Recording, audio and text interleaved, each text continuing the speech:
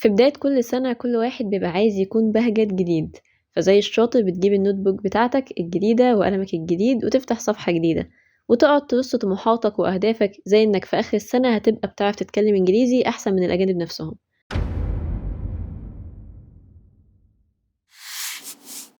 بما إن سنة جديدة جاية فحبينا نقول شوية حاجات ممكن تساعدك وإنت بتكتب أهداف السنة الجديدة. أول حاجة إن أهدافك تكون بتغطي جوانب الحياة المختلفة. يعني مثلا مش هتكون للجانب المهني فقط، أو لو أنت طالب مش هيكون اهتمامك الوحيد للدراسة بس، لازم تبص لجوانب تانية في الحياة. تاني حاجة، ولأن أحب العمل إلى الله أدومه وإن قل. فمثلا لو انت عايز تكتسب عادة القراءة ما تخليش هدفك انك تقرأ 20 كتاب في السنة، ممكن تبدأ بان يكون هدفك 3 كتب او 5 في السنة، بعد ما تخلصهم زود عليهم، ولما تزود يعني مش هيقولوا اللي زود اهو.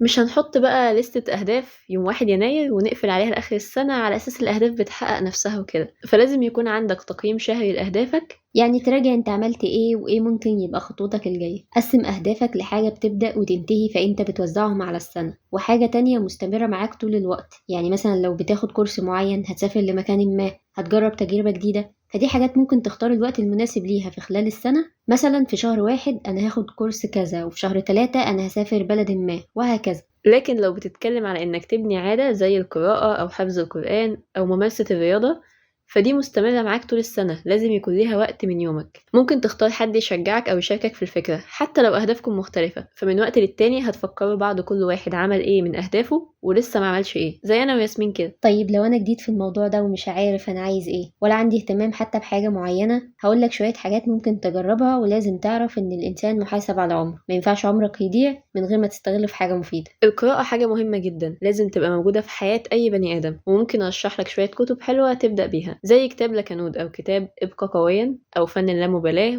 أو زيهم من الكتب كتير ممكن تلاقيها. وفي روايات حلوة برضو زي اللي هتشوفها قدامك دي.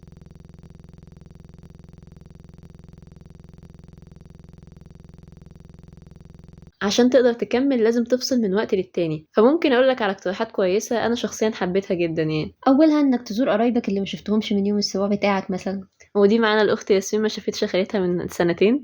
وفي أماكن عامة كتير ممكن تروح تزورها زي القصور والمتاحف، وممكن تدور على أي أماكن ما رحتهاش قبل كده. ولو انت بقى بيتوتي ومش عايز تخرج من البيت أصلا، بقترح عليك القناة دي، فيها حكايات مسلية. ممكن تشتغل على إنك تطور الجانب الديني عن طريق القراءة، وارشح لك برضو قناة أحمد عامر فيها سلسلة عن السيرة النبوية حلوة جدا. وممكن تتابع قنوات يوتيوب بتقدم محتوى مفيد وتخلي دي عادة يومية زي القنوات دي، وجرب تكتسب عادة الصحيان بدري، وهيساعدك على ده كتاب الصباح المعجزة. ولا تنسى عزيزي المشاهد إن لجسدك عليك حق، فعشان تحافظ على صحتك فالرياضة والأكل الصحي لازم يكونوا أول خطواتك. وطبعا أنا بنصحكم بده بس مش هعمله. الحصالة وأنا بعتبرها الفكرة الأجمد في الفيديو. ودي فكرة جت في بالي من حوالي سنتين، فبدأنا نعملها أنا وياسمين، ألا وهي بنجيب أي علبة فاضية عندنا ونجمع فيها بواقي الفكة اللي بتبقى معانا في آخر اليوم ونفتحها في آخر السنة. وطبعا أنا كان نفسي أبقى متحمسة إن أعرف فيها كام، بس عشان الفضول شيء قاتل فبفتحها كل يوم أشوف فيها كام. بس وكده يبقى خلص الفيديو النهاردة، ونشوفكم في فيديو جديد.